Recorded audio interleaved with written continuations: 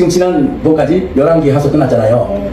11개 하서에 거기서 어떻게 끝났냐면은 다윗 왕조 시련을 예기로 끝나는 거예요. 11개 하서 25장이. 그럼 시련으로 끝나면 안 되잖아. 근데 역대상으로 딱 가가지고 역대상 1절 이거 다 같이 역대상 한번 5절까지 이거 우리 성경 보고 읽어볼까요? 자, 다 같이 시작. 아담, 셋, 에노스, 게난, 마할렐, 야렛, 에노, 무르셀라, 남의, 노아, 셈, 함과 야벳은 조상들이야. 야벳의 자손은 구멜과 마고과 마데와 야반과 두발과 에색과 드라스요. 아멘. 이제 족보가 나오는 거예요. 족보가 굉장히 중요합니다. 이 성경에 족보가 필요 없으면 왜 마태복음 1장에서 그 말이 나왔을까? 아브라함과 다윗의 자손 예수 그리스도의 계보라 그러잖아.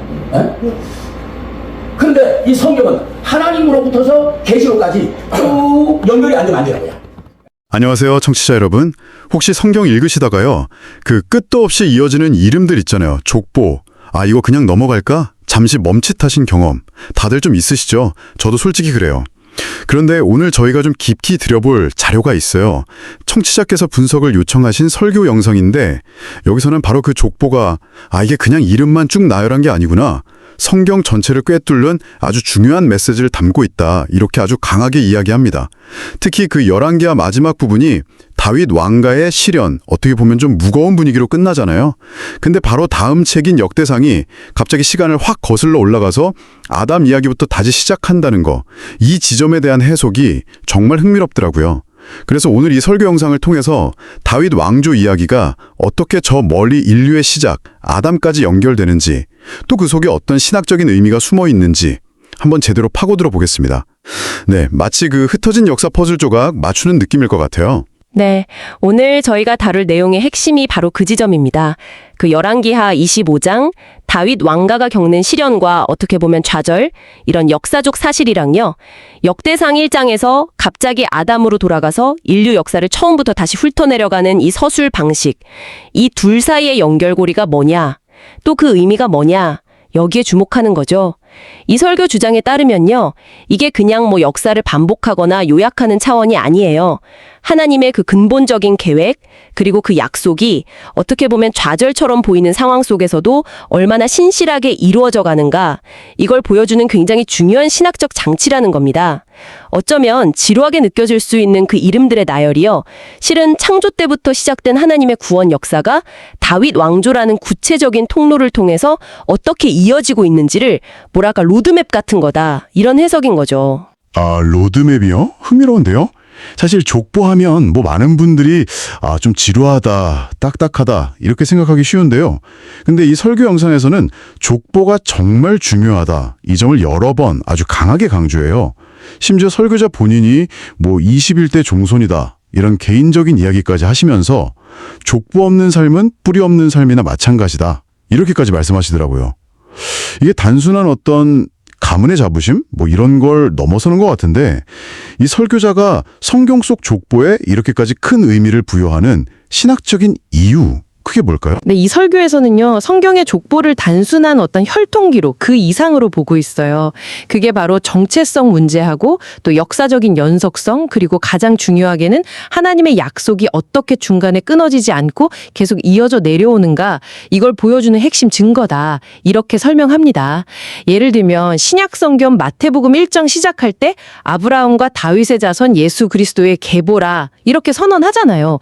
그게 예수님의 정체성이 뭐고 그 사역의 근거가 뭔지를 딱 제시하는 것처럼요. 역대상 1장이 아담에서부터 시작해서 다윗까지 이어지는 그 긴 계보를 쫙 펼쳐 보이는 거. 이게 뭐냐면 다윗 왕조가 그냥 우연히 뿅 하고 나타난 게 아니라는 거죠. 창세부터 시작된 하나님의 그 거대한 구원 계획 안에서 이미 예정되어 있던 핵심적인 위치를 차지하고 있다, 이걸 보여주려고 한다는 겁니다. 개인이 자기 뿌리를 아는 게 중요하듯이 신앙 공동체에게도 그 신앙의 뿌리, 그리고 그 역사를 이해하는 건 필수적이다. 이런 관점이에요. 이 설교자는 특히 성경 전체가 하나님에게서 온 계시고 다 유기적으로 연결되어 있다고 보는데요. 이 계보야말로 그 연결성을 눈으로 보여주는 중요한 증거 중 하나다. 이렇게 강조합니다. 그러니까 단순히 누가 누구를 낳았다. 이 사실 기록을 넘어서는 거죠. 하나님의 신실하심 그리고 그 계획의 일관성 이걸 드러내는 장치다. 이런 해석인 거죠. 네, 정말 흥미로운 관점이네요. 여기서 이 설교 영상이 제시하는 가장 좀 극적인 부분이랄까요? 그게 바로 열왕기하에서 역대상으로 넘어가는 그 시점의 변화인 것 같아요. 아까도 잠깐 얘기했지만 열왕기하는 다윗 왕조가 결국 바벨론에 망하고 왕은 포로로 잡혀가고 어떻게 보면 실패와 시련의 이야기로 끝나잖아요. 그런데 바로 다음 책인 역대상이 갑자기 시간을 저 멀리 태초로 확 되돌려서 아담부터 다시 이야기를 시작한단 말이죠. 이게 뭐랄까 비극으로 끝난 드라마 시리즈가 갑자기 프리퀄 시리즈로 넘어가면서 완전 다른 관점을 보여주는 것 같은 그런 느낌? 이 설교는 이 극적인 전환을 어떻게 해석하고 있나요? 네, 바로 그 지점, 그게 이 설교의 핵심적인 주장하고 딱 연결됩니다. 설교자는요, 이 전환이 그냥 편집하다 보니까 이렇게 된 게 아니라고 봐요. 역사적인 사건들을 바라보는 하나님의 관점, 그러니까 더 크고 넓은 구원 계획의 틀 안에서 이걸 다시 해석하려는 아주 의도적인 장치다, 이렇게 설명합니다. 열왕기하가 보여주는 건 뭐냐면 인간적인 실패, 또 약속이 좌절된 것처럼 보이는 현실이라는 거죠. 만약에 성경 이야기가 거기서 그냥 끝났다면 이거 하나님의 약속 실패한 거 아니야 이렇게 보일 수도 있다는 거예요. 그래서 설교자는 거기서 끝나면 큰일 난다 이런 표현까지 쓰시더라고요. 아, 큰일 난다. 네. 그래서 역대상이 아담부터 시작하는 이유가 뭐냐? 비록 현실은 어렵고 다윗 왕조가 시련을 겪고 있지만 그럼에도 불구하고 하나님께서 태초부터 계획하셨던 그 구원의 약속은 중단되지 않았다. 신실하게 계속 이어져 가고 있다. 이걸 선포한다는 겁니다. 설교에서는 아담이 범죄한 이후에 하나님께서 죽임당한 아벨 대신에 셋이라는 새로운 씨를 주셨다는 점, 그리고 그 경건한 계보가 홍수 심판 속에서도 노아를 통해서 보존되었다는 점을 강조해요. 아, 셋과 노아, 네. 네, 여기서 설교자가 좀 재미있는 비유를 드는데요. 아담이 온 인류의 첫 조상이라면 노아는 타락 이후 인류의 어떻게 보면 두 번째 조상 같다. 이렇게 설명해요. 노아의 세 아들 셈, 함, 야벳을 통해서 인류가 다시 퍼져나가는데 특히 셈의 후손을 통해서 하나님의 구원 계획이 구체적으로 이어진다. 이렇게 해석하는 거죠. 즉 아단, 셋, 노아, 셈, 그리고 아브라함으로 이어지는 이 긴 계보를 역대상이 딱 제시하는 이유는 뭐냐? 바로 다윗 왕조가 이처럼 하나님의 끈질기고 신실한 계획의 연장선상에 있다는 걸 보여주기 위해서라는 겁니다. 눈앞에 보이는 시련이나 좌절, 이런 것들 속에서도 하나님의 근본적인 계획은 결코 실패하거나 중단되지 않는다. 이 강력한 메시지를 전달하는 거죠. 아, 그렇군요. 그러니까 역대상의 시작이 그냥 역사를 반복하는 게 아니라 실패처럼 보이는 그 역사 속에서도 계속 이어져 온 하나님의 신실한 계획을 다시 한번 확인시켜주는 장치다. 이런 말씀이시네요. 이 긴 역사가 결국 하나님의 약속으로 모아진다고 하셨는데 이 설교 영상에서는 특히 3대 언약이라는 개념을 중요하게 다루더라고요. 자손, 땅, 통치, 이 세 가지요. 이게 구체적으로 뭘 의미하고 이게 다윗 왕조와는 어떻게 연결되는지 좀 더 자세히 설명해 주실 수 있을까요? 네, 그렇습니다. 이 설교는 하나님께서 아브라함을 부르시면서 시작된 그 구원 계획이 궁극적으로는 하나의 나라를 세우는 걸로 구체화된다고 봐요. 그리고 한 나라가 성립되려면 필요한 세 가지 기본 요소가 있잖아요. 바로 백성, 영토, 주권. 이걸 각각 자손 언약, 땅 언약, 통치 언약이라고 부르는 거죠. 백성, 영토, 주권. 첫째, 자손 언약은 아브라함 후손이 하늘의 별처럼 많아질 거다. 즉 하나님의 백성이 형성될 거라는 약속이고요. 둘째, 땅 언약은 그 백성이 살 영토, 그러니까 하나님께서 약속하신 가나안 땅에 대한 약속이죠.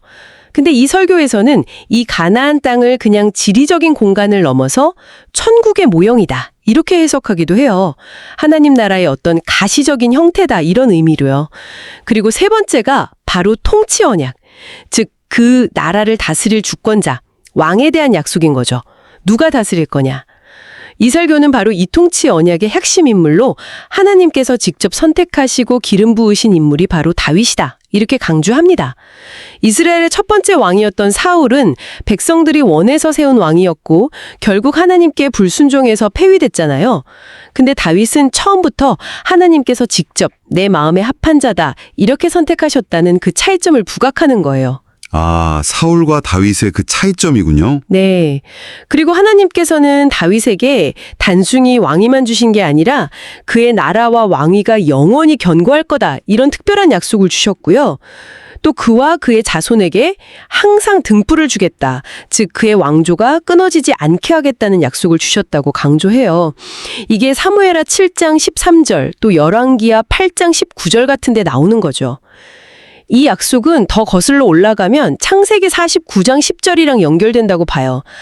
야곱이 아들 유다를 축복하면서 규가 유다를 떠나지 않고 통치자의 지팡이가 그 발 사이에서 떠나지 않기를 실로가 오시기까지 이른다. 이렇게 예언하거든요. 여기서 실로는 평강을 주는 자, 즉 메시아를 의미한다고 해석하면서 결국 이 다윗의 혈통을 통해서 예수 그리스도가 오실 때까지 하나님의 통치가 이어질 거다. 이런 예언으로 보는 겁니다. 그러니까 다윗은 이 메시아 언약의 아주 중요한 연결고리 역할을 한다는 거죠. 그렇군요. 사울과 다윗의 차이, 그리고 다윗에게 주어진 그 영원한 왕위, 또 꺼지지 않는 등불이라는 약속, 이게 핵심이네요. 그런데 역사를 보면 솔로몬 이후에 왕국이 남북으로 나뉘잖아요. 북이스라엘이랑 남유다로요. 이 설교에서는 이 두 왕국의 엇갈리는 운명을 비교하면서 또 다른 중요한 점을 짚어주던데요. 이 부분은 아까 말씀하신 그 하나님의 약속, 그리고 그분의 신실하심을 보여주는 아주 구체적인 역사적 사례로 제시되는 것 같습니다. 맞습니다.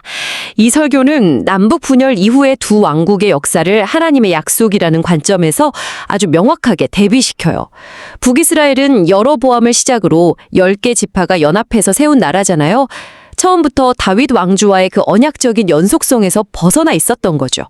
그 결과 설교 분석에 따르면 북이스라엘은 한 200년 정도 동안 무려 9번이나 왕조가 바뀌어요.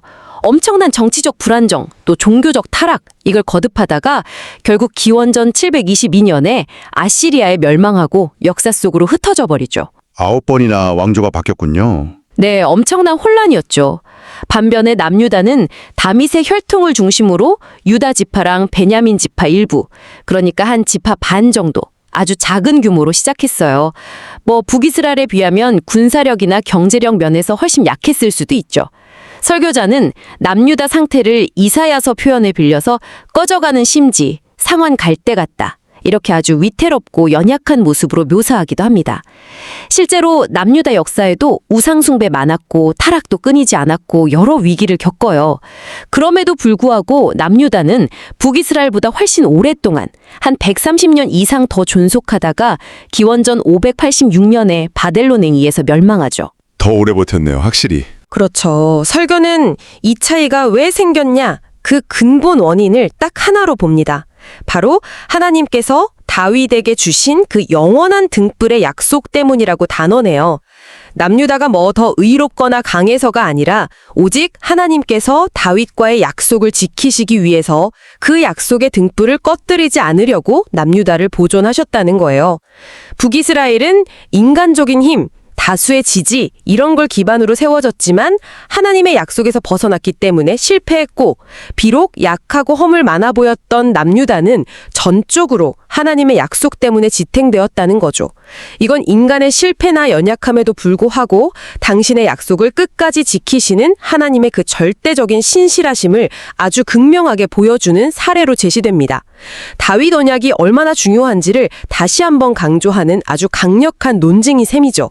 아, 그러니까 인간의 어떤 조건이나 상황이 아니라 하나님의 약속 그 자체가 역사를 이끌어가는 동력이다. 이런 말씀이시군요. 와, 참 놀라운 해석입니다. 그렇다면 이 수천 년 전의 족보 이야기, 왕조의 흥망성쇠, 그리고 이 하나님의 약속에 대한 이야기가 2025년을 살아가는 저희 청취자 여러분께는 구체적으로 어떤 의미가 있을까요? 이 설교는 이 방대한 역사적, 신학적 논의를 어떻게 현재 우리의 삶과 연결시키고 있나요? 네, 맞습니다. 이 설교는 이 모든 이야기가 그냥 과거의 박제된 역사가 아니라고 분명히 선언합니다. 오늘날 신앙인들의 삶과 직결된다고 봐요. 몇 가지 핵심적인 적용점을 제시하는데요. 첫째는 하나님의 선택과 보호하심에 대한 확신입니다. 설교자분이 옛날에 그 가난한 농부들 이야기 하시더라고요. 아무리 배가 고파도 다음에 심어야 할 가장 좋은 벽시, 씨나락이라고 하죠. 그런 절대 안 먹고 소중하게 따로 보관했다는 거예요. 그것처럼 하나님께서도 창세 전에 이미 당신의 백성, 즉 신앙인들을 택하시고 세상의 어떤 환란이나 위협 속에서도 특별하게 보호하신다는 비유를 쓰세요. 신하락 비유? 네. 역대상의 다윗 왕조의 수립 과정, 즉 하나님의 선택을 보여준다면 역대하는 그 왕조에 대한 하나님의 신실한 보호를 보여주는데 바로 그 선택과 보호하심이 오늘날 예수 그리스도를 믿는 모든 사람들에게도 동일하게 적용된다는 메시지입니다. 설교자는 생명의 보자기로 싸서 지키시고 인도하신다 이런 표현을 쓰시면서 인생의 어떤 풍파 속에서도 궁극적인 안전과 인도를 확신하라 이렇게 격려합니다. 하나님의 주권적인 선택과 변함없는 보호하심이 지금도 이어진다는 것. 정말 큰 위로가 되는 메시지인데요. 또 다른 적용점은 뭘까요? 둘째는 세상 속에서 신앙인이 가져야 할 자세에 대한 권면입니다. 우리가 여전히 죄악이 만연하고 또 하나님의 뜻을 거스르는 문화가 평배한 세상에 살고 있잖아요. 설교자 표현을 빌리자면 마치 노아 시대처럼 타락한 세상이라는 거죠. 그렇기 때문에 신앙인들은 더욱더 세상적인 가치관이나 방식에 휘둘리지 말아야 한다. 이렇게 강조합니다. 예를 들어서 뭘 먹을까, 뭘 마실까, 뭘 입을까 이런 일상적인 염려에 너무 매몰되거나 아니면 문제 해결한다고 점술가를 찾아간다든지 이런 비성경적인 방법에 의존하거나 혹은 정치 권력에 기대어서 신앙의 문제를 해결하려는 유혹 이런 것들을 경계해야 한다는 겁니다. 정치 권력에 기대는 유혹이요. 네. 특히 이 설교에서는 목회자들이나 신앙인들이 특정 정치 세력 민주당이든 국민의힘이든 특정 정당을 언급하시면서 이런 세력과 야합하거나 그 힘에 의존하려는 태도를 아주 강하게 비판해요. 물론 이건 설교자 개인의 견해일 수 있지만 그 근본적인 메시지는 뭐냐면 신앙인은 세속적인 권력이나 이념에 흔들리지 말아야 한다는 거죠. 오직 하나님의 말씀과 그분의 뜻을 기준으로 삼아서 당당하고 구별된 삶을 살아야 한다. 이런 겁니다. 세속주의와 타협하지 말고 하나님 중심적인 삶의 자세를 회복해야 한다. 이런 촉구죠. 세상의 방식이 아니라 하나님의 방식을 따르라. 아주 강력한 메시지네요. 마지막으로 강조하는 적용점은 뭐였나요? 세 번째는 이 모든 것을 분별하고 하나님의 뜻을 따라 살아갈 수 있는 유일한 기준, 바로 성경 말씀의 중요성입니다. 하나님의 그 원대한 계획과 약속, 그리고 우리가 마땅히 가야 할 길, 이걸 알려주는 안내서가 바로 성경인데, 근데 참 안타깝게도 많은 사람들이 새해 결심으로 성경 통독 시작했다가 창세기, 출애굽기, 아니면 마태복음 초반에 그 족보 부분에서 좌절하고 작심삼일로 끝나는 현실, 이걸 지적하세요. 네, 찔리네요. 그렇죠. 사람들이 영적인 양식인 성경 말씀에 목말라 하기보다는 세상적인 성공이나 물질, 돈에 더 목말라 하는 세태를 경계하시고요. 또 성경을 떠나서 개인적인 환상이나 꿈, 아니면 검증되지 않은 어떤 예언 같은 것에 의지하려는 그런 신비주의적인 경향에 대해서도 경고합니다. 시편 119편 105절 말씀 인용하시면서 오직 기록된 성경 말씀만이 우리 발의 등불이고 우리 길의 빛이 되어야 한다. 이걸 거듭 강조하세요. 따라서 성경을 꾸준히 읽고 묵상하고 그 말씀의 지침을 따라서 살아가는 것, 이게 신앙인의 기본이고 핵심이다. 이 점을 역설하는 거죠. 오늘 저희는 청취자께서 보내주신 한 편의 설교 영상을 통해서요. 성경 속 족보가 단순히 그냥 지나간 인물들 이름 적어놓은 목록이 아니구나, 이걸 다시 한번 확인했습니다. 아담으로부터 시작해서 다윗 왕조를 거쳐서 궁극적으로 예수 그리스도에게까지 이어지는 하나님의 그 신실하신 구원 계획과 약속을 담고 있는 아주 거대한 서사라는 것을 살펴보았네요. 특히 그 열왕기하의 어두운 현실 묘사 뒤에 이어지는 역대상의 아담 이야기가 인간의 실패나 좌절 속에서도 결코 변하거나 중단되지 않는 하나님의 주권적인 목적, 그리고 당신의 백성을 향한 그 보호하심을 드러내는 아주 강력한 메시지였습니다. 네, 그렇습니다. 특히 다윗 왕조를 향한 하나님의 그 특별한 약속 있잖아요. 영원한 왕위, 꺼지지 않는 등불. 이 약속이 그렇게 연약했던 남유다를 지탱했던 것처럼 오늘날 예수 그리스도 안에 있는 신앙인들을 향한 하나님의 선택과 보호하심 또한 동일하게 신실하고 확실하다는 메시지, 이게 청취자 여러분께 큰 힘이 되었으리라 생각합니다.